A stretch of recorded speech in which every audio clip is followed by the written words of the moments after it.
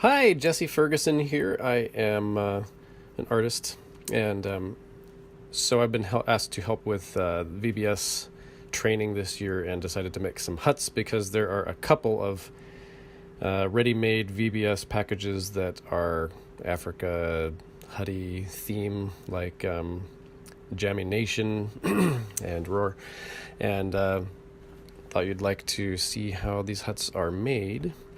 So this is what they look like with the lighting on them. They look like that, on in a stage situation. The way that we start is to cut out 4 concentric circles of wood. That means each of these would fit inside of the other one. The reason I did this is because I wanted 2 different size huts, and you can buy a half a sheet of plywood and get all of your circles out of one half sheet of plywood. The plywood that you get should be more than half an inch, so 5/8 or 3/4 inches would work just perfectly at the hardware store. You can see here I used a little bit bigger piece of plywood, but what was left was just the circle in the middle of waste and that funny shaped crescent piece. That's where all 4 of the rings came out. When it came to making the circles, I used a piece of wood, put a screw in one side, and then put a hole in the other side and shoved a permanent marker through there so that I could use it like a giant compass. You could also use yarn or string or something else maybe less stretchy than yarn. And they also sell giant circle drawing compass things at the hardware store if you don't feel like coming up with something yourself for making those big circles. But each one is about 2.5 inches wide all the way around, and then they just fit inside of each other. The next thing you're going to need is wood lath. It's these furring strips. These things are about 48 inches. They come in a bundle. They are 48 inches. They're 1/4 inch thick, and they're about 1.5 inches wide. And they aren't too expensive, and they come by different names at the hardware store, so you might have to look around. Normally, if you say, I need something to put underneath wood siding, they'll know what you're talking about. Anyway, you use these things, and you position your these are the 2 larger size rings, the smaller ones on the bottom to give that kind of top heavy look that is kind of fun for the huts. The top one is at an angle. It's not supposed to be square. You want it dropping down 6 inches or a foot on one side, just to have fun with that. The way that I attached them was with a little nail gun with compressed air. If you don't have one of these, ask anybody at your church if they have one of these. Normally a contractor kind of a person. You can do an announcement and ask for help if somebody can come and either use it or show you how to use it, or you can just buy one. They're not very expensive. Maybe you have a Harbor Freight near you and they sell these. These are the nails that I used were 16 gauge. That's the thickness of the metal itself, and about 1 inch long. And they worked really well. There's other ways to attach this. You could pre-drill each of the pieces of wood lath and use screws and like a screwdriver or a power screwdriver. You would want to pre-drill it because if you just use like a drywall screw, it'll split the wood. You can also use finishing nails and drive them in with a hammer, supporting the wood on the back, maybe on the corner of a work table or something like that.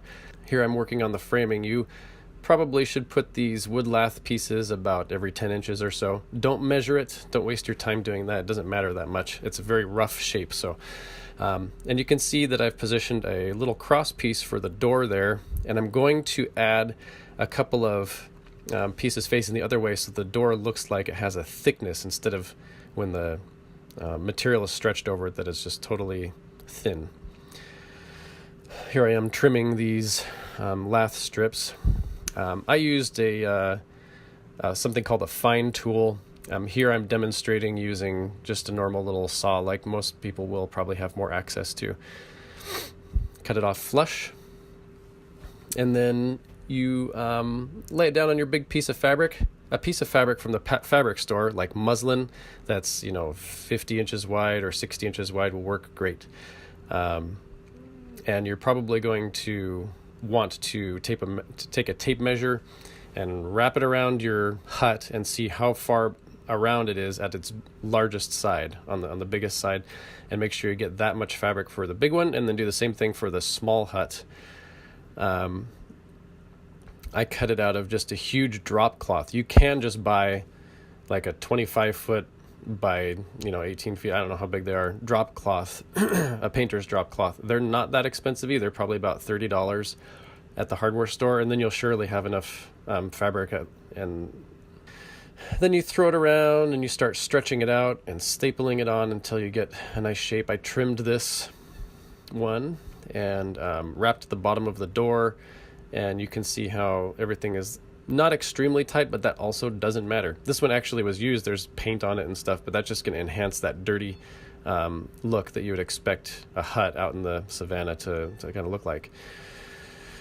There's both of them with their fabric stretched. And if you look at the edge of the smaller or the bigger door, I guess, you can see that it looks thicker, and that's because I added some wood and wrapped it around the side of it. Piece of 2x4 blocking at the bottom and top of corners of each of the doors would be a good spot for you to nail into to make that shape.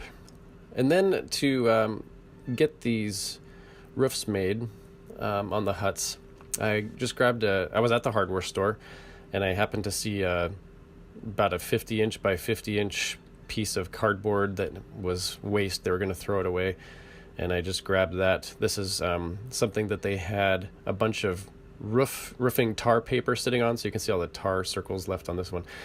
Any piece of giant cardboard will work. You'll need 2 pieces. Cut a circle out of it, slice from the very center all the way to the edge, and then fold it over on the lower right-hand side of this piece of cardboard. You can see that it's already overlapping. I've already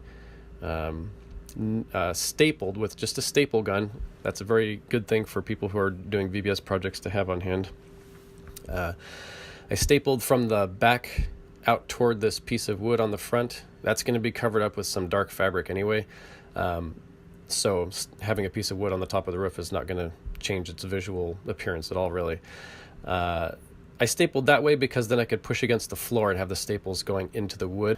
You can see the black fabric, the scissors underneath there. That's actually another piece of garbage that I saw at the hardware store, just a big piece of kind of waterproof stuff that they had been covering some freight with.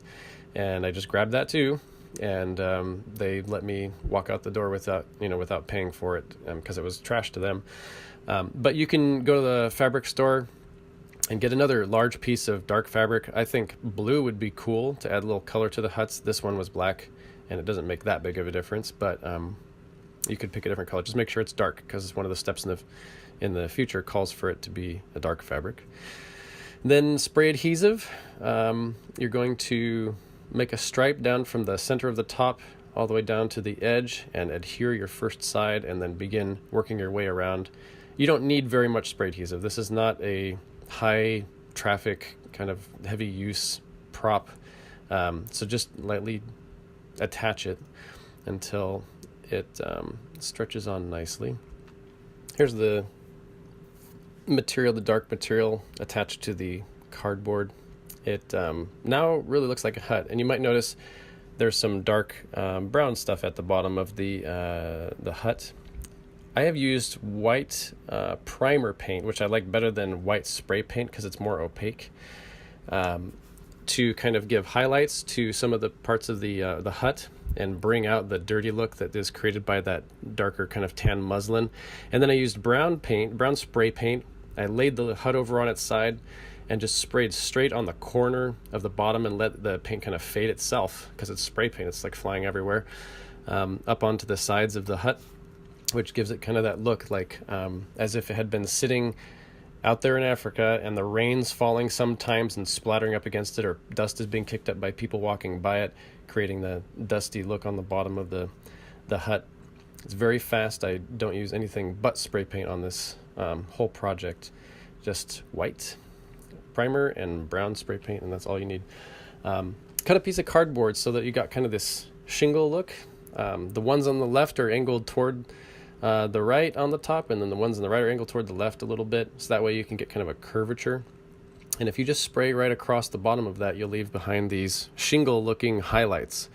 And when you go around the whole roof like that, it creates kind of a cool hut roof look. It's super fast. Here they are finished. I created a little mask of a circle and a triangle and went around the top of them Again, don't be super specific with the placement of those things. And then I got some sticks. These are actually grapevines, but you can use any stick. A piece of driftwood would be really cool. Tie a knot around them and then screw through the lath. Make sure you pre-drill that so it doesn't split again. Screw through the lath into the back of these sticks on both sides of the door. And then I obviously used some really bright fabric that I found at the fabric store. Maybe an African print would be better, but they didn't have a very good selection at the store that I went to, so I just got this because it's colorful. And then you have your huts. You can light them or not light them. And if you build them this way, kids will be in and out of those all the time, and they'll think that's extra fun at your VBS. Hope you have fun creating your own project and that these instructions were sufficient. Now here is your shopping list, and hopefully that covers everything that you could want for the huts project. May God bless you in your vacation Bible school or vacation Bible experience projects.